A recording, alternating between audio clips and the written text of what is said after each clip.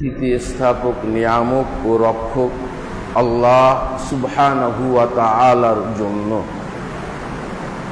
আমরা তাঁর দয়ার দরিয়ায় বিনয় অবনত চিত্তে হৃদয়ের সমস্ত আবেগ ও উচ্ছ্বাস উজাড় করে নিজেদের অপরাধ মার্জনার লক্ষ্যে মনের মণিকোঠা হতে এই মুহূর্তে আমরা সকলে মিলে বলছি আলহামদুলিল্লাহ, আলহামদুলিল্লাহ, আলহামদুলিল্লাহ। আল্লাহু আকবার। অগণিত দুরূদ ও শান্তি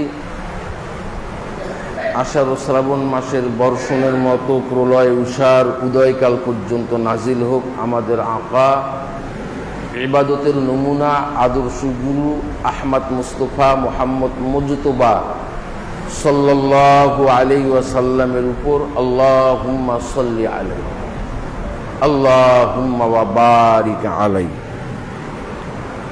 উপস্থিত মুসল্লি ভাই সকল, দিন প্রিয়, ইমান প্রিয়, তাওহীদ প্রিয়, জান্নাত প্রিয় ভাই সকল এবং সেই সাথে সম্মানিতা মা ও ভগ্নীগণ, আমরা দেখতে দেখতে জিলকাত মাসে প্রবেশ করে ফেলেছি। বরং সিংহভাগ সময় এই মাসের আমাদের কাছ থেকে অতীত হয়ে যাচ্ছে, বিদায় নিচ্ছে। আল্লাহ তাআলার কিতাবে এবং লাউহে মাহফুজ থেকে আসা গণনার মাস 12টি মাস। ইংরেজিতেও 12টি মাস, বাংলাতেও তেমনি 12টি মাস, ঠিক তেমনি আরবিতেও 12টি মাস। আর আরবিতে যে মাসটিতে আমরা প্রবেশ করেছি এই মুহূর্তে, এই মাসটিকে আরবিতে বলা হয় জিলকদ মাস। এই মাস সম্পর্কে বলা হয়েছে যে মিনহা আরবাউতু হুরুম, 4টি মাস খুব সম্মানিত মাস। আল্লাহ এই 4টি মাসের মধ্যে শ্রেষ্ঠত্ব দান করেছেন, মর্যাদা সম্পন্ন করেছেন, খুব সম্মানিত করেছেন। 4 মাসের মধ্যে 1 মাস এই জিলকাদ মাস। আর এই 2-4 দিন পরেই আমরা প্রবেশ করব জিলহাজ মাসে।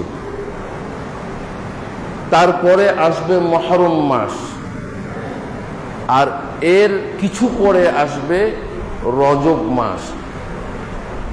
এই 4টি মাস খুব সম্মানিত, শ্রেষ্ঠত্ব, মর্যাদা সম্পন্ন। এগুলি আমরা অনেকে জানি না, জানার ব্যাপারে আমাদের মধ্যে খুব একটা কসরত প্রস্ফুটিত হয় না, দেখাও যায় না। একটা কথা মনে রাখবেন, এই মাসের সম্মান ও মর্যাদার কথা বলতে গিয়ে পূর্বে যে কথাগুলি আমি আপনাদেরকে বলা প্রয়োজন মনে করছি সেগুলি হলো এই: নবী ও রাসূলের ব্যাপারেও কোনো কোনো নবী ও রাসূল থেকে কোনো কোনো নবী ও রাসূলকে আল্লাহ তাআলা শ্রেষ্ঠত্ব দান করেছেন বেশি। কুরআনুল কারীমে একটি পারাতে আছে তিলকার রুসুলু ফাদ্দালনা বা'যাহুম আলা বা'য। কোনো কোনো নবীর থেকে, কোনো কোনো রাসূলের থেকে, কোনো কোনো নবী ও রাসূলের সম্মান এবং মর্যাদা আল্লাহ অনেক বর্ধিত করেছেন। যেমন আমাদের নবী মুহাম্মদুর রাসূলুল্লাহ সাল্লাল্লাহু আলাইহি ওয়াসাল্লাম ব্যর্থ কণ্ঠে বিশাল জনসমুদ্রের মাঝে ঠান্ডা মাথায় তিনি বলেছেন, আমি দুনিয়াতে এসেছি সবার শেষে, আমাকে বলা হয় আখিরি নবী, আমাকে বলা হয় শেষ নবী। আমি এসেছি দুনিয়াতে সবার শেষে, কিন্তু কি আশ্চর্য, কিয়ামতের দিন কঠিন ও জটিল সময়ে মুসিবতের সময়ে যখন মানুষের ত্রাহি ত্রাহি অবস্থা শুরু হয়ে যাবে, অন্য অন্য নবী ও রাসূলরাও পর্যন্ত নাফসি নাফসি করবে, সেই সময় আল্লাহর নবী বলছেন, আমি আমার উম্মতকে নিয়ে সবার আগে জান্নাতে যাব। এতটা মর্যাদা, এতটা সম্মান আমাদের নবী মুহাম্মদুর রাসূলুল্লাহ সাল্লাল্লাহু আলাইহি সাল্লামের ব্যাপারে। আবার কোন কোন মানুষের থেকে কোন কোন মানুষকে আল্লাহ শ্রেষ্ঠত্ব দান করেছেন, সম্মান এবং মর্যাদা দিয়েছেন। সারা পৃথিবীতে যত মানুষ আছে, সমস্ত মানুষের থেকে শ্রেষ্ঠত্বের দিক দিয়ে, সম্মানের দিক দিয়ে, মর্যাদার দিক দিয়ে আবু বকর রাদিয়াল্লাহু তাআলা আনহুকে ক্রস করে কেউ যেতে পারে নাই। তিনি মর্যাদা সম্পন্ন মানুষ। আল্লাহর রাসূল সাল্লাল্লাহু আলাইহি সাল্লাম বলেছেন, সারা পৃথিবীতে যত নামাজি আছে, নেক লোক আছে, ভালো কাজ করার আগ্রহী এরকম যত মানুষ আছে, এমনকি বললে ভুল হবে না, ওই কাবার ইমাম বলেন আর মদিনার ইমাম বলেন, সমস্ত ইমাম ও খতিবদের যত নেক, সব নেকগুলি যদি এক পাল্লায় চড়ানো হয়, আর শুধুমাত্র আবু বকর নামক মানুষটির নেকি যদি এক পাল্লায় চড়ানো হয়, তা আল্লাহর রাসূল এই মুখ দিয়ে বলেছেন, সারা পৃথিবীর সমস্ত নেককার মানুষের নেকির থেকে একা আমার আবু বকরের নেকির ওজন বেশি বেশি ভারী হয়ে যাবে। এর নাম আবু বকর। খুব সম্মানী লোক, খুব মর্যাদার লোক। আবার তাবিঈর থেকে সাহাবীদের মর্যাদা বেশি, তাবিঈ থেকে তাবিঈর মর্যাদা বেশি, মুসল্লির থেকে ইমামের মর্যাদা বেশি, ছাত্রর থেকে শিক্ষকের মর্যাদা বেশি। আল্লাহ তাআলা এইভাবে করে একের উপরে একের মর্যাদা দান করেছেন। এই করতে করতে করতে করতে আল্লাহ তাআলা আবার কোন কোন রাতের থেকে কোন রাতের সম্মান এবং মর্যাদা আল্লাহ বর্ধিত করেছেন। যেমন আমরা সবাই জানি কদরের রাত, বছরের যত রাত আছে সমস্ত রাতের তুলনায় একাই এক রাত কদরের রাত। এই রাতের আবার আল্লাহ সম্মান এবং মর্যাদায় এত বেশি দিয়েছেন, হাজার রাতকে এক পাল্লায় চড়ালে আর কদরের রাতকে শুধুমাত্র এক পাল্লায় চড়ালে আল্লাহ বলছেন, নবীজি আপনি জানিয়ে দেন, আমি হাজার রাতের থেকেও কদরের রাতের মর্যাদা এবং সম্মান অনেক বেশি দান করেছি। এইভাবে করে ঠিক আসেন দিনের বেলা, আবার আল্লাহ তাআলা কোন কোন দিনের তুলনায় কোন কোন দিনের সম্মান এবং মর্যাদা আল্লাহ বর্ধিত করেছেন, অনেক অনেক অনেক বেশি করে দিয়েছেন। তন্মধ্যে আজকের এই জুমার দিন, আমরা এই জুমার দিনের কদর বুঝি না, আমরা জুমার দিনের গুরুত্ব বুঝি না, আমরা জুমার দিনের ফজিলত বুঝি না। 6 দিনের তুলনায় সপ্তাহের মধ্যে জুমার দিনের কদর, জুমার দিনের ফজিলত, জুমার দিনের গুরুত্ব আল্লাহ এত এত বেশি করেছেন। রাসূলুল্লাহ সাল্লাল্লাহু আলাইহি সাল্লাম বলেছেন, এই জুমার দিনে আবার সময়ের ব্যাপারে কোন সময়ের থেকে কোন সময়ের আল্লাহ মর্যাদা এত বৃদ্ধি করেছেন। এই জুমার দিনে কেউ যদি আগে জুমার নামাজ পড়ার উদ্দেশ্যে জুমাতে আগে ঢুকে, একজন ঢুকলো হচ্ছে 10টার সময়, উনার সময়টা হচ্ছে 10টায়। একজন ঢুকলো 9:30টার সময়, উনার সময়টা 9টায়। সহিহ বুখারীতে হাদিস এসেছে, যে ব্যক্তি জুমার নামাজের উদ্দেশ্যে সমস্ত কাজ বাদ সব ক্লোজ করে দিয়ে আগে ভাগে জুমার নামাজের উদ্দেশ্যে এসে আল্লাহর ঘর জুমা মসজিদে ঢুকবে, আল্লাহ তাআলার রাসূল সাল্লাল্লাহু আলাইহি সাল্লাম বলেছেন, এই যে আমাদের সামনে কুরবানি আসছে, আল্লাহর রাস্তায় আমরা আল্লাহুম্মা তাকাব্বাল মিন্নি ওয়া মিন আহলি বাইতি বিসমিল্লাহি আল্লাহু আকবার বলে যে কুরবানি করি, এই কুরবানির কত সওয়াব কত সওয়াব কত সওয়াব। আল্লাহ তাআলার নৈকট্য লাভের সবথেকে বড় মাধ্যম হচ্ছে এই কুরবানি করা। সেই কুরবানি সামনে আসছে, এটা তো বছরে একটা দিন। আর আল্লাহ রাসূল বলছেন, যে মসজিদে আগে ভাগে চলে আসবে সে ছাগল না, সে ভেড়া না, সে দুম্বা না, সে গরু না, সে একটা উট কুরবানি করার যতটা সওয়াব হয় অতটা পরিমাণ সওয়াব ওই সময়ে আসার জন্য আল্লাহ তার আমল নামায় লিপিবদ্ধ করবে। তাহলে সময়ের ব্যাপারে দেখেন কি আশ্চর্য। আমরা গতকালকেও জোহরের নামাজ পড়ে গিয়েছি। জোহরের নামাজ পড়ার জন্য কেউ 12টায় চলে এসেছেন, ওই মসজিদের বারান্দায় চুপচাপ ফ্যান ছেড়ে দিয়ে বসে আছেন। আজান দিবে, তারপরে আমরা জোহর আদায় করব। কেউ হয়তো 12:30টায় এসেছেন ওই মসজিদে, গতকালকেও জোহর পড়ার জন্য এসেছেন, আজকেও আমরা জুমা পড়ার জন্য আসলাম। গতকালকে যে জোহর পড়ার জন্য আগে ভাগে মসজিদে ঢুকেছে, অথবা আগামীকালকে যে জোহর পড়ার জন্য আগে ভাগে মসজিদে ঢুকবে, তার জন্য এই বোনাস নাই। অথচ আজকের দিনে কেউ জুমা আদায় করার জন্য আগে ভাগে মসজিদে ঢুকলে সহিহ বুখারীতে এসেছে আল্লাহ তাআলা তাকে একটা কুরবানি করার সমপরিমাণ সওয়াব তার আমল নামায় লিপিবদ্ধ করে দিবে। ওই একই বুখারীতে এসেছে তারপরে যে আসবে গরু কুরবানি করার সওয়াব পাবে, তারপরে যিনি আসবেন তিনি ছাগল, দুম্বা, ভেড়া, তারপরে যিনি আসবেন তিনি মুরগি কুরবানি করার সওয়াব পাবেন, তারপরে যিনি আসবেন তিনি একটা ডিম সাদকা করার সমপরিমাণ সওয়াব পাবেন। তাহলে সময়ের ব্যাপারে এখানে আল্লাহ একটা বাধা ধরা, একটা সময় করে দিলেন, এর মধ্যে আসলে তার এই মর্যাদা। আর দিন, আজকের এই দিন জুমার দিনের কত ফজিলত, কত ফজিলত।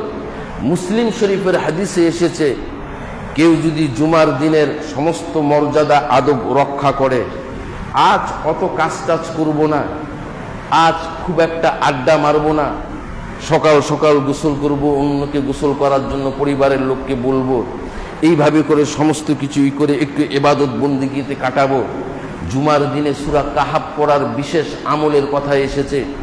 আমরা জানি জুমার দিনে সূরা কাহাফকে পড়ি, এই সূরা কাহাফ পড়লাম, আরো আনুষঙ্গিক তেলাওয়াত করলাম, এটা ওটা করলাম। আল্লাহ রাসূল সাল্লাল্লাহু আলাইহি সাল্লাম বললেন, জুমার দিনের মর্যাদা কেউ যদি রক্ষা করে আল্লাহ তাআলা তার বিগত 10 দিনের গুনাহ আল্লাহ মাফ করে দিবে। এটা একটা বিরাট একটা আমাদের পাওয়া। আর শুধু তাই নয়, ইবনে মাজাতে পাবেন, আবু দাউদে পাবেন, তিরমিজিতে পাবেন, হাদিসে এসেছে রাসূলুল্লাহ সাল্লাল্লাহু আলাইহি সাল্লাম বলেছেন, মান গাসসালা ইয়াউমাল জুমআতে ওয়াগতাসালা, কেউ যদি জুমার দিন সকাল সকাল গোসল করলো, ফ্রেশ হয়ে গোসল করলো, পরিষ্কার পরিচ্ছন্নতা অর্জন করলো, এরপরে পরিবারের লোককে, বেটাকে বলল, বেটিকে বলল, স্ত্রীকে বলল, এই সকাল সকাল গোসল কর, আজকে জুমার দিন। যদি ওই বেটি ঘরের মধ্যে থাকে জামাই সহ, আর জামাই যদি বলে বেটিকে, কি ব্যাপার আব্বা চেঁচাচ্ছে কেন, যে বলছে গোসল করতে বলছে সবাইকে, আজকে জুমার দিন তো, আব্বার এটা অভ্যাস, প্রতি জুমার দিনে আব্বা এভাবে করে চেঁচায়, চিচিয়ে চেঁচিয়ে বলে যে গোসল কর, নিজেও গোসল করলেন, অন্যকে গোসল করার ব্যাপারে উৎসাহ যোগালেন। এই কাজটা যে করবে, সুম্মা বাক্কারা ওয়াবতাকারা, আমি ভাই আগে ভাগে যাব, এই পরিবার, স্ত্রী, বিবি, বাল বাচ্চাকে বলে দিলেন তোমরা পিছে পিছে আসো, আমি চলে গেলাম। এইভাবে করে যে যাবে, ওয়াম্মাসা ওয়ালাম ইয়ারকাব, মোটরসাইকেলে না, কোনো যানবাহনে না, জুমার দিন হেঁটে হেঁটেই যাই, পায়ে হেঁটে হেঁটে যাই। দূরে বাড়ি সেটা ভিন্ন কথা, এই এখান থেকে এখানে মোটরসাইকেল নিয়ে কেউ আসছে ফ্যাশন করে, ওটা না। যাদের দূরের বাড়ি ওটা ভিন্ন কথা। কেউ যদি এভাবে করে বাহন ছাড়া হেঁটে হেঁটে হেঁটে হেঁটে আসে, ওয়া নাদা মিনাল ইমাম, আমি সামনের কাতারে ডানে বামে ইমামের নিকট বসবো, অথবা দ্বিতীয় কাতারে বলেন, তৃতীয় কাতারে বলেন, এত কাছ থেকে বসবো যেন ইমামকে সুস্পষ্ট দেখতে পাই, ইমামের কথাগুলি শুনতে পাই, মুখ দেখে দেখে দেখে দেখে যেন ইমামের কথাগুলি শুনতে পাই। এইভাবে করে কাছাকাছি বসবে।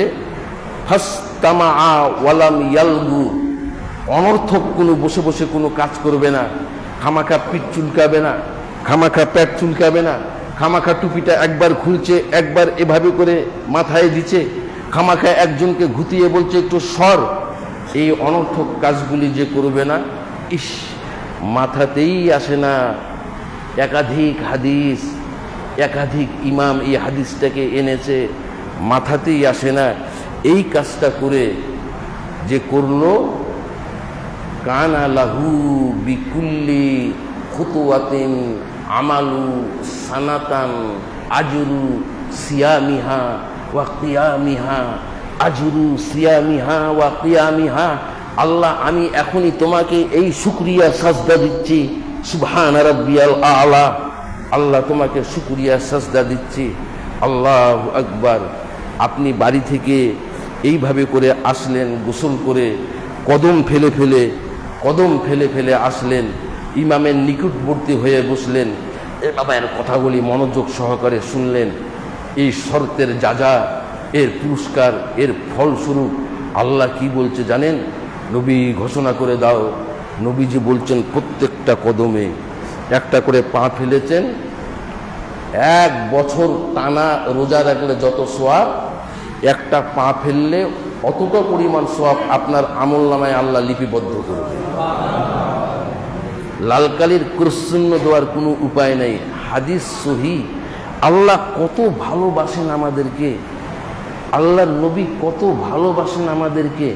এই জন্যে মাঝে মাঝে আমার খুব খুব বিশ্বাস, দৃঢ় বিশ্বাস, বিশ্বাসের ভিত আমার খুব মজবুত।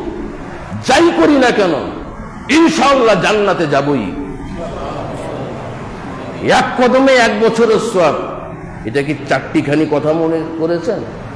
আদম আলাইহিস সালাম থেকে ঈসা নবী পর্যন্ত কোন নবীর কওমে বলা আছে যে 1 কদমে এরকম করে 1 বছরের সওয়াব দিবে? কিন্তু আমাদের নবীর উম্মতের খাতিরে, আমাদের খাতিরে 1 বছর রোজা রাখলে যে সওয়াব হয়, অতটুকু পরিমাণ সওয়াব এই পাটুয়াপাড়া থেকে লালবাগ আসার কারণে না, পাহাড়পুর থেকে লালবাগ আসার কারণে না, স্টেশন থেকে এই লালবাগ আসার কারণে না, ওই রামনগর থেকে গবরাপাড়া থেকে লালবাগ আসার কারণে না। 1 কদমে ভাই 1 বছরের। আল্লাহু আকবার। বাঙালি কত অলস, তাও সুবহানাল্লাহ বলে না। 1 কদমে 1 বছরের। তাহলে আপনি বাড়ি থেকে এখানে এসেছেন, কয় কদমে এসেছেন? যতগুলা কদম হয়েছে ততগুলা বছর, ততগুলা বছর, ততগুলা বছর। অতগুলা বছর বাঁচার কোনো উপায়ই নাই আমাদের, ওইরকম ভিসাই আল্লাহ আমাদেরকে দেয় নেই, অথচ এতগুলা সওয়াব। এটা তো একটা বললাম, এর সাথে যে আল্লাহ নবী আরেকটা জুড়ে দিয়েছেন, ওয়া কিয়ামাহু। কিয়ামাহু মানে একটা লোক লাগাতার 1 বছর তাহাজ্জুদের নামাজ পড়ে, 1 বছর লাগাতার কোনো রাত গ্যাপ নাই, তাহাজ্জুদ পড়ে, তাহাজ্জুদ পড়ে, তাহাজ্জুদ পড়ে, 1 বছর পড়ে। ওই 1 বছর পরে তাহাজ্জুদ পড়ে যত সওয়াব পাবে, আপনি জুমা আদায় করতে আসে একটা কদম ফেললে 1 বছর তাহাজ্জুদ পড়ার সমপরিমাণ সওয়াব আপনার আমলনামায় লিপিবদ্ধ করা হবে। জান্নাত পাবো না মানে ইনশাআল্লাহ বলে না রে, ইনশাআল্লাহ জান্নাত পাবো। দেখেন শ্রম কত অল্প, সওয়াব কত বেশি।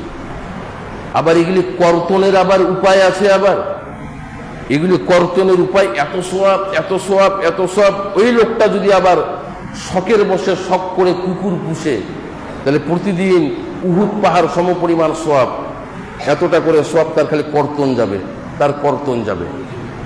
এমন বহু উপায় আছে। সওয়াব জড়ো করার পর আবার যেন কর্তন না হয়, এই ব্যাপারেও খুব খেয়াল রাখতে হবে। এটা গেল দিনের ব্যাপারে। এইবার আসেন মাসের ব্যাপারে। 12টি মাস আল্লাহ তাআলা দান করেছেন, 12টি মাস আল্লাহ তৈরি করেছেন। এই 12টি মাসের মধ্যে সম্মানিত মাস, মর্যাদা সম্পন্ন মাস 4টি মাস। তন্মধ্যে একটি জিলকাদ মাস, যেই মাসে আমরা এই মুহূর্তে বেঁচে আছি, বসে আছি, কথা বলছি, কথা শুনছি। আল্লাহু আকবার। মুসা নবী তুর পর্বতে অবস্থান করেছিলেন, এটা অনেকে জানেন। এই ইহুদি জাতি, এই গাদ্দার জাতি, অভিশপ্ত জাতি, অকৃতজ্ঞ জাতি, এই ইহুদ, এদের নাফরমানির কারণে আল্লাহ তাআলা এদেরকে তিহি নামক উপত্যকায় 40 বছর পর্যন্ত জেলবন্দি করে রেখেছিল। জেলবন্দি হওয়ার পর এরা মুসা নবীর সাথেও গাদ্দারি করেছে, এরা মুসা নবীর সাথেও নাফরমানি করেছে। ওগুলি বলার উপায় নাই, কত কি করেছে মুসা নবীকে। যখন নদ পার হয়, নদী পার হয়, তখন মুসা নবীকে বলেছে যে সামনে নদী আর আমরা এখানে আছি, পিছনে শত্রু, এখন পানিতে যদি ঝাঁপ দেই তাহলে তো আমরা ডুবে মরবো নির্ঘাত, পিছনে শত্রু, খামাখায় তোমার ডাকে আমরা সাড়া দিলাম, খামাখা তোমার ডাকে আমরা আসলাম। ওই ফেরাউনের ভূখণ্ডে যদি থাকতাম, ও মারতো, ধরতো, অত্যাচার করত, নির্যাতন করত, এরপরও আমরা দুবেলা তিন বেলা এখানে খাওয়া পেতাম। আর এখন তোমার সাথে এসে কি হলো, নির্ঘাত মারা যাব। যাক, নদী পার হলো তো হলো, ধুধু মরুভূমিতে আবার থাকতে থাকতে বলছে মুসা আমাদের জন্য খাওয়ার ব্যবস্থা করো। মুসা নবী আবার আল্লাহর কাছে দোয়া করলেন, তাদের জন্য খাওয়ার ব্যবস্থা, মানওয়া সালোয়া নামক খাওয়ার ব্যবস্থা আল্লাহ তাআলা তৈরি করলেন। খুব সুস্বাদু খাওয়া, খেতেই আছে খেতেই আছে খেতেই আছে। ওই মুরব্বীরা বলে সুখে থাকলে নাকি ভূতে কিলায়। কিছুদিন খাওয়ার পর বলছে কি, এক জিনিস প্রতিদিন খেতে মনে হয় না, অন্য জিনিস আল্লাহকে দিতে বলো। জাগ্গা ওসব কথা। 40 বছর যখন এরকম জেলবন্দি থাকলো, তারপরে মুসা নবীকে এসে বলছে, মুসা আসমান থেকে তুমি তোমার আল্লাহকে বলে তোমার ওয়াদা অনুযায়ী একটা আসমানি কিতাব আমাদের জন্য এনে দাও না, যেই কিতাবের কনস্টিটিউশন হবে খুব সুন্দর সাবলীল, যার পদ্ধতি হবে আমরা যাকে মেনে চললে, যেই কিতাবের অনুকরণ করলে আমরা স্বস্তির শ্বাস ছাড়তে পারবো, দীর্ঘ শ্বাস ছাড়তে পারবো, এরকম একটা কিতাব এনে দাও। আল্লাহর কাছে যখন মুসা ফরিয়াদ করলেন, আল্লাহ তাআলা মুসাকে তুর পর্বতে যেতে বললেন। তুর পর্বতে থাকলেন 30 দিন, আর যেই 30 দিন তুর পর্বতে থাকলেন, ওই 30 দিন ছিল এই জিলকাদ মাসের 30 দিন। 1 মাস ছিল এই জিলকাদ মাস। কোনো কারণবশত আল্লাহ সুবহানাহু ওয়া তাআলা বাড়িয়ে আরো 10 দিন করে দিলেন, যে 30 দিনে হবে না, আরো 10 দিন থাকতে হবে। আরো 10 দিন থাকলেন। ওয়া আশারু মিন জিলহাজ্জা। ইবনে আব্বাস রাদিয়াল্লাহু তাআলা আনহু বলেছেন, এই যে বারানিয়াটা বেড়ে গেল, যে এই 10 দিন, এই জিলহাজ মাসের 10 দিন, যেটা আমাদের সামনে আসছে। 1 মাস জিলকাদ মাস আর 2 জিলহাজ মাসের 10 দিন, এই যে সামনে আসছে, এই নিয়ে 40 দিন। বাহিনী রাদিয়াল্লাহু তাআলা আনহু নামে একজন সাহাবী আল্লাহর নবীর কাছে আসলেন। খুব সুন্দর করে ঘটনাটি শুনেন। যখন আল্লাহর নবীর কাছে আসলেন, এসে নবীজিকে বললেন, নবীজি আমি আপনার খিদমতে কিছুদিন থাকবো। নবী বললেন, থাকো। কয়েকদিন থাকলো। কিছুদিন থাকার পরে ওই বাহিনী রাদিয়াল্লাহু তাআলা আনহু চলে গেলেন। চলে যাওয়ার পর প্রায় 1 বছর পর আবার নবীর কাছে আসলেন। এইবার যখন নবীর কাছে আসে, ওই বাহিনী তো শুকিয়ে গিয়েছে, গায়ে গোস্ত নাই বললেই চলে, সব গালটাল সব বসে গিয়েছে, চোখের নিচে হালকা কালো দাগ আভা পড়েছে, মানে খুব অবস্থা খারাপ, চেহারা সুরত পাল্টিয়ে গিয়েছে। আল্লাহ নবীর কাছে বাহিনী রাদিয়াল্লাহু তাআলা আনহু এসে বলেন, ইয়া রাসূলুল্লাহ আমা তারিফুনি, আমাকে কি আপনি চিনতে পেয়েছেন? আল্লাহর রাসূল দেখে বলছে যে ওমান আনতা, কে গো বাবা তুমি, তোমাকে তো চিনতে পারলাম না। তখন বাহিলি রাদিয়াল্লাহু তাআলা আনহু বলছে, ইয়া রাসূলুল্লাহ আনা বাহিলি আল্লাযী জিতুকা আমাল আউয়াল, আমাকে চিনলেন না? আমি গত বছর এসেছিলাম, আমি বাহিলি, আপনার খিদমতে ছিলাম, কিছুদিন ছিলাম, সেই আমি বাহিলি। আল্লাহর নবী দেখে বলছে, আরে সুবহানাল্লাহ, বাহিলি সেই বাহিলি তুমি? ফামা গায়্যারাকা ওয়াকাদ কুনতা হাসানাল হাইআতি, আরে সর্বনাশ, এ কি হয়েছে তোমার? তুমি গত বছর যখন এসেছিলে তোমার শরীর স্বাস্থ্য ভালো ছিল, চেহারা ভালো ছিল, হাসানাল হাইআতি, সুরত খুব সুন্দর ছিল, এরকম কেন হয়েছে অবস্থা তোমার? তখন বাহিলি রাদিয়াল্লাহু তাআলা আনহু বলছে যে ইয়া রাসূলুল্লাহ, মা আকালতু তুআমান বি লাইলি মুনজু ফারাকতা। আপনার কাছ থেকে যখন আমি চলে যাই ইয়া রাসূলুল্লাহ, চলে যাওয়ার পর 1 বছর আমি দিনে খানা খাই নাই, খালি রাতে খানা খেয়েছি। দিনে খানা খাই নাই, খালি রাতে খানা খেয়েছি। রাতে খানা খেয়েছি মানে 1 বছর আমি রোজা থেকেছি, প্রতিদিন রোজা থেকেছি। এই প্রতিদিন রোজা থাকার কারণে আমার এই অবস্থা হয়ে গিয়েছে। তখন আল্লাহর নবী বললেন, লিমা আযাবতা নাফসাকা, তুমি তোমার উপরে এতটা কষ্ট দিলে কেন? তোমার উপরে এতটা জুলুম করলে কেন? খবরদার, নিজেকে এতটা কষ্ট দিবে না, যদিও রোজা এতটা কষ্ট দিবে না। শাহরুস সবর ওয়া ইয়াউমান কুল্লা শাহরিন, খবরদার, খালি সবরের মাসে 1 মাস রোজা রাখবে, সেটা হচ্ছে রমজানুল মুবারক মাসে। আর প্রতি মাসে একটা করে রোজা রাখবে, গোটা বছর রোজা রাখার দরকার নেই, যাও। তখন সাহাবী কি বলছে জানেন? জিদনি ফাইন্না বি কুওয়াতান, একটা করে আমি আরো বেশি রোজা রাখতে পারবো, ওই শক্তি আমার আছে। ইয়া রাসূলুল্লাহ, একটু অনুমতি দিয়ে আমার রোজা রাখার মেয়াদটা একটু বাড়িয়ে দেন। ইস, বুঝাইতেই পারছি না ভাই, সুযোগটা দেখেন। মানে আমরা হইলো তো খুব ভালো হইলো, খুব ভালো হইলো, মাসে একটা করে রোজা। আর উনি বলছে যে একটা করে না, আমি আরো বেশি পারবো, আমাকে আরো বাড়িয়ে দেন। তো আল্লাহ রাসূল বললো, যাও ইয়াও মাইনে, তাহলে প্রতি মাসে 2টা করে রোজা রাখবে। আবার বলছেন জিদনি ফাইন্না বিকুওয়াতান, আমি আরো বেশি রাখতে পারবো, আমাকে আরো বেশি রোজা রাখার অনুমতি দেন। তখন আল্লাহ রাসূল বললেন সালাসাতা আইয়াম, যাও প্রতি মাসে 3টা করে রোজা রাখবে। এবার বলছে জিদনি ফাইন্না বি আইয়াম কুওয়া, ইয়া রাসূলুল্লাহ আরো বাড়িয়ে দেন। সুবহানাল্লাহ, ইবাদত করার কি কিউরিসিটি দেখেন, কি আগ্রহ, আরো বাড়িয়ে দেন, আরো বাড়িয়ে দেন, আরো বাড়িয়ে দেন। তখন আল্লাহর নবী বলল, ঠিক আছে যাও, তাহলে সুম হুরুম মিনাল হুরুম ওয়াতুরুক, সুম মিনাল হুরুম ওয়াতুরুক, সুম মিনাল হুরুম ওয়াতুরুক আশহারে হুরুম। এই 4 মাস জিলকদ, জিলহাজ, মুহররম আর ওইদিকে রজব, এই 4 মাস, বাকি সব মাস বাদ, এই 4 মাসে তুমি 3টা করে রোজা রাখবে। সুম মিনাল হুরুম ওয়াতুরুক, সুম মিনাল হুরুম ওয়াতুরুক। আমার হাতের দিকে তাকান, সুম মিনাল হুরুম ওয়াতুরুক, সুম মিনাল হুরুম ওয়াতুরুক। এই 4 মাস তুমি রোজা রাখবে, 3টা রোজা রাখবে, 3টা ছাড়বে, 3টা রাখবে, 3টা ছাড়বে, 3টা রাখবে, 3টা ছাড়বে। এইভাবে করে তোমার যখন এতই শখ রোজা রাখার, 4 মাস এইভাবে করে রাখবে। সুবহানাল্লাহ।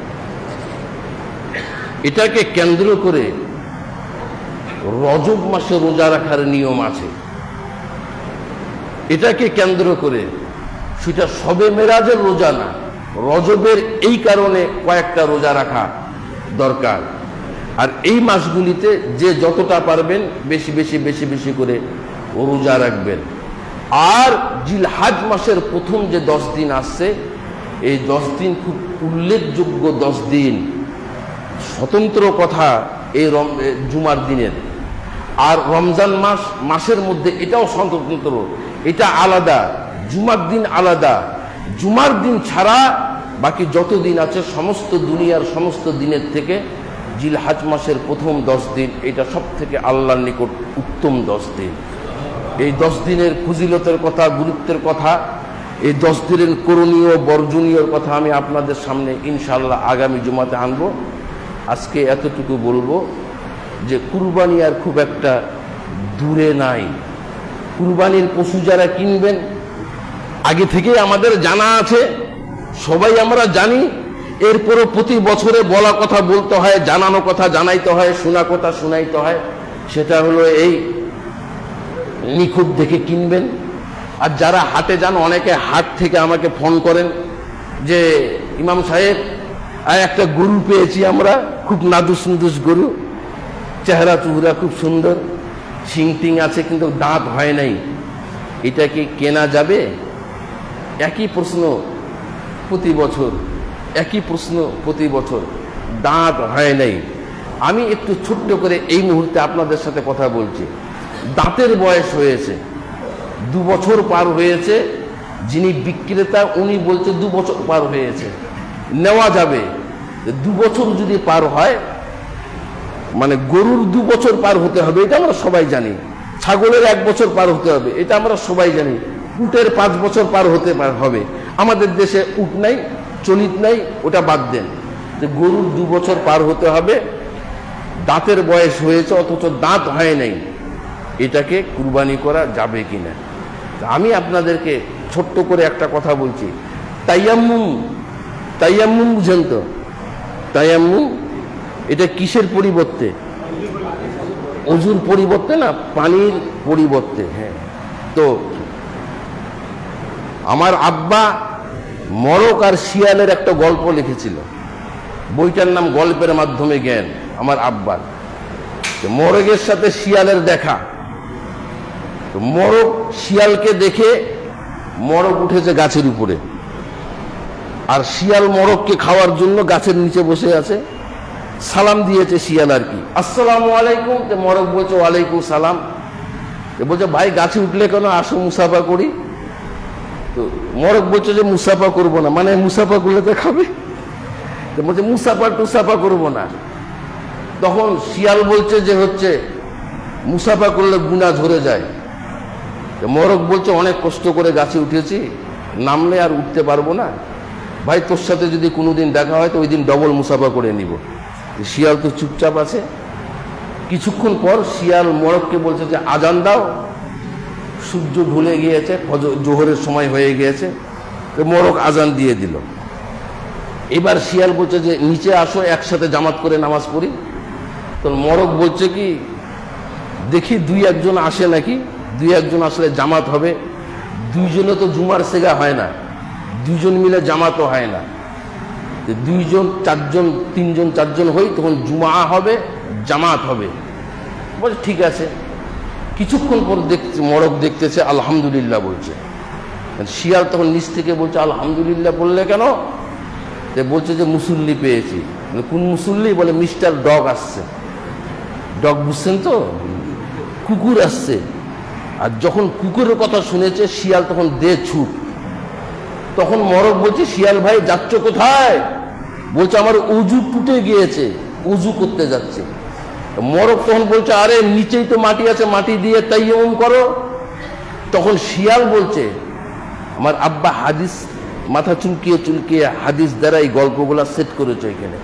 তখন শিয়াল বলছে আরে হাদিস জানো না, কোরআন জানো না? পানি না পাওয়া গেলে তখন তায়াম্মুমের কথা বলা হয়েছে। তা আমি পানির খোঁজে যাচ্ছি, আগে ডানে বামে সামনে পিছনে 1 কিলোমিটার আগে পানি খোঁজ করি। আমি বলতে চাচ্ছিলাম পানি না পাওয়া গেলে তখন অজুর ব্যাপারটা, যখন পানি পাওয়াটা দুষ্কর হয়ে যাবে। আর অসুস্থ জয়ীপের কথা বাদ দেন, পানি পাওয়া যখন আপনার জন্য দুষ্কর হয়ে যাবে আর পানি খোঁজ করতে গেলে আপনার ওয়াক্ত ছুটে যাবে, তখন আপনার তায়াম্মুম। তা আপনার এই যে রেলবাজার হাটে গিয়েছেন আর ফাঁসিলার হাটে গিয়েছেন আর অমকের হাটে গিয়েছেন, একটা গরু দেখেছেন আপনার চোখে লেগেছে, ভালো কথা। ডানে বামে সামনে পিছনে কি আর দাঁত আলা নাই? গুহা করে না কেউ? দাঁত ওয়ালা গরু খুঁজতে খুঁজতে খুঁজতে খুঁজতে হয়রান। 3 বার হচ্ছে এরকম করে আপনাকে বসতে হবে, পানি খেতে হবে। তারপরে লোক বলবে কি ব্যাপার হাঁপিয়ে গেলেন কেন? দাঁতওয়ালা খুঁজে পাই না রে ভাই, সকাল 10টা থেকে এখন বেলা 3টা বাজে, দাঁতওয়ালা খুঁজে পাই না রে ভাই, খুঁজে পাই না।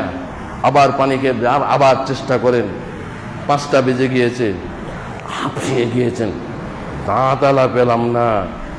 তখন না আপনাকে হচ্ছে মুসিন্না, তখন আপনাকে ওই দাঁতের বয়স হয়েছে অথচ দাঁত হয়নি, তখন না আপনার জন্য এটা প্রযোজ্য। পছন্দ হয়েছে তো কি হয়েছে, সুবিধাবাদ জিন্দাবাদ নে, এটাই নে। অথচ দাঁত হয় নাই, বাড়িতে এনে দেখতেছে দাঁত হয় নাই, বলছে হয় নাই তো হয় নাই, কুরবানি হবে। নিজে নিজে ফতোয়া দিচ্ছে কুরবানি হবে। বিভ্রাট লেগে গিয়েছে 7 ভাগে কুরবানি হবে কিনা, 7 জনে কুরবানি হবে কিনা। আমার কুরবানির বইটা পড়বেন, ত্যাগের সমুজ্জ্বল আদর্শ ঈদে কুরবানি নামে চটি বই আমাদের মুয়াজ্জিন সাহেব ইয়াসিনের কাছে পাবেন। এখন ফের বিভ্রাট লেগে গিয়েছে কি নিয়ে জানেন, ভুটি খাওয়া যাবে কিনা। শুনেন নেই ভাই, কুরবানির ভুটি, কুরবানির ভুটি বলে হারাম, কুরবানির ভুটি খাওয়া যাবে কিনা। এখন খাসির বিচ্ছি নিয়ে তোলপাড় শুরু হয়েছে যে এটা বিচ্ছি ছুটাইলে আর খাওয়া যাবে না, এটা হারাম। এই তোলপাড় শুরু হয়েছে, ভুটি কেন খাওয়া যাবে না, বলছে ভুটির ভেতর গোবর থাকে এই জন্য খাওয়া যাবে না। বাস যুক্তি দিয়ে দিল। ওই যে বলেছিলাম, একটু বলে নেই আমাদের অবস্থাটা ঠিক ওইরকম হয়েছে। গত জুমাতে গল্পটা যেখানে শেষ করছিলাম সেখান থেকে আবার একটু বলে নেই, মনে আছে তো আপনাদের? হ্যাঁ, দাঁড়িয়ে আছে ইমাম সাহেব, কিসের শরবত নিয়ে? বেলের শরবত নিয়ে দাঁড়িয়ে আছে।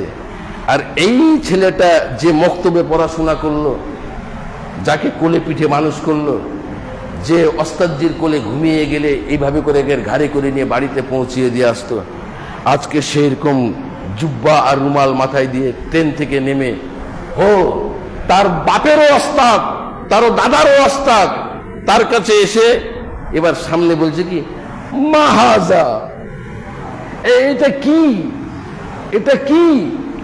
প্রথমেই তো বেয়াদবি করেছে।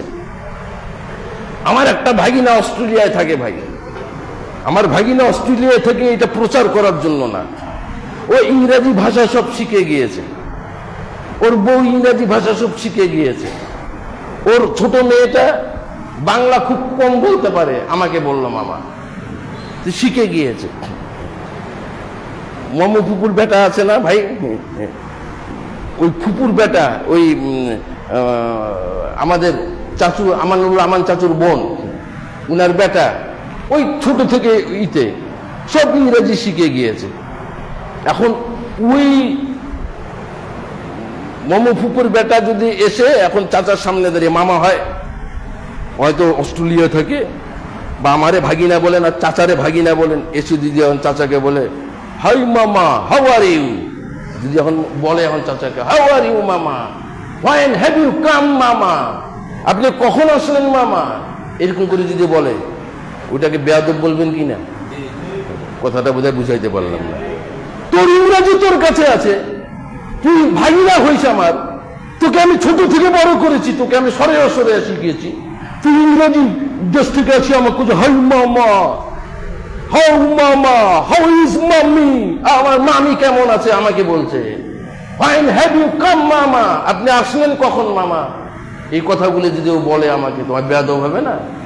তুই বেটা হচ্ছে মদিনা থেকে আর আজহার থেকে আসিয়া তুই তোর ওস্তাদজি তুই জানিস না, ছোট থেকে তোকে কোলে পেটে মানুষ করেছে, তুই তোর ওস্তাদজির সামনে আরবি ঝাড়েছিস হজ মা হাজা, তুই বলতে পারিস নাই যে হ্যাঁ মা হাজা এটা কি, তুই বলতে পারিস না যে হচ্ছে এটা কি, এটা তখন ইনি তো অবাক, ইনি তখন বলছে কি ও বাবা এটা তো বেলের শরবত, তোদের বাড়ির গাছের বাবা তোর মা বানিয়ে দিয়েছে বেলের শরবত।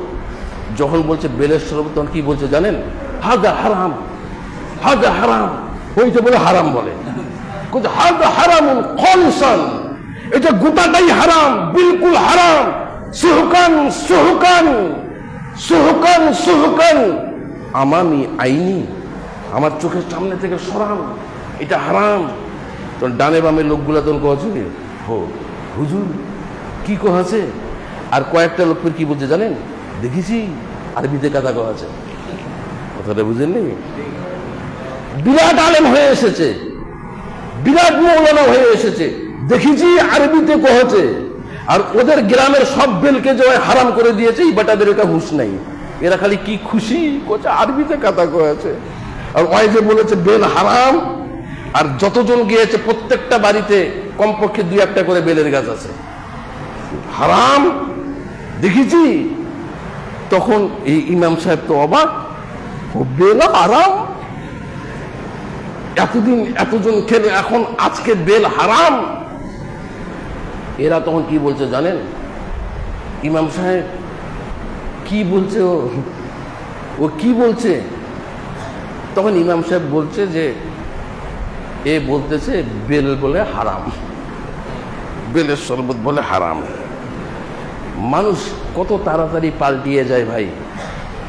ওর মধ্যে ফের কিছু কিছু জন আছে বলছে দেখেছি পড়ালেখা কাক কহে, এটা বিদেশি পড়া, এই এটা দিনাজপুরের বুখারী না, এটা দিনাজপুরের আবু দাউদ তিরমিজি নাসাই না, মদিনার বুখারী, আজহার বিশ্ববিদ্যালয় থেকে বুখারী পড়ে এসেছে।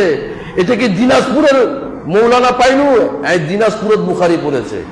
দিনাজপুরের বুখারীর হাদিসের সংখ্যা এত, আর মদিনার বোধহয় বুখারীর হাদিসের সংখ্যা কিছু বেশি নাকি? দিনাজপুরের দেখেছিস হারাম হারাম। তখন সবাই যারা বলছে যে হারাম বলেছে, দেখছিস পড়ালেখা কাকে বলে, বিদেশ থেকে পড়ে এসে এখন হারাম বলছে। আর যারা কয়েকজন আছে এরা তখন বলছে যে ওস্তাদজি একটু বলেন তো কেন হারাম? হারামের কারণ জানবেন না? তাহলে হারাম বললে হয়ে গেল? কারণ জানতে হবে তো, ঘুতাইতে তো হবে তো, কেন হারাম কেন হারাম? তখন ওর চাচা টাচারা বলছে কি, স্টেশনে গ্যাঞ্জাম করে লাভ নেই, বাড়িতে যাই ধীর স্থিরভাবে বসি, মাগরিবের নামাজ পড়ে এশার নামাজ পড়ে না হলে বলবো। সবাই খুব আগ্রহ, ঠিক আছে বলবো। সবাই এসেছে, সবাই এসে মাগরিবের নামাজ পড়েছে। উনি পড়াইছে, আবার হচ্ছে এশা পড়ে উনি পড়িয়েছে, জুব্বা ঘুমটা উনাকে না আগাই দিলে হয়, পড়িয়ে টেলে সবাই তখন বসে বলছে যে হচ্ছে ওস্তাদজি জিজ্ঞাসা করেন বেলের শরবত কেন হারাম? তখন কয়েকজন ফের কত বেয়াদব দেখেন, ফের ওস্তাদজি কহেছে কি আরবিতে জিজ্ঞাসা করিবা হবে, কিন্তু পারিবেন? ওই ইমামকে বলছে যে আরবিতে জিজ্ঞাসা করিবেন, আরবিতে পারিবেন? ইমাম সাহেব বলছে কেন পারবো না, পারবো। তখন ওকে বলছে বাছা কাইফা হাজাল হারাম আল্লাযী লাম ইয়াকুল আল মাকুলু আল আলিমু ওয়াল মুস্তাহিদ। এ বাছা, এই বেলের শরবতকে তুমি কেন হারাম বললে বাছা? এটা কেন হারাম? আল আলিমু ওয়াল মুস্তাহিদ লাম আল্লাযী লাম ইয়াকুল আল মাকুল। কত ইমাম আসলো আর কত ইমাম গেল, কত বড় বড় মৌলানারা এখানে নামাজ পড়াইলো, কত বড় বড় মৌলানারা এখানে খুতবা দিল, কত বড় বড়, তোর বাপও জানে তোর দাদাও জানে, সবাই আসলো আর গেল, কেউ তো এটাকে হারাম বলে নেই, তুই কেন হারাম বললি? কি বাবা, এর কারণ কি সবাই শুনতে চাচ্ছে।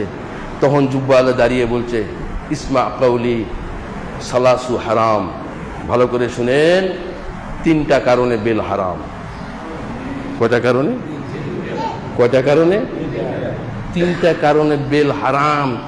সবাই খালি কি আগ্রহ করে খালি নড়ে চড়ে বসলো, এইবার বেল হারামের কারণ শুনবো। এমনি হারাম বলছে, ও ভেদ আছে। 3টা কারণে বেল হারাম। কারণ 3টা কি?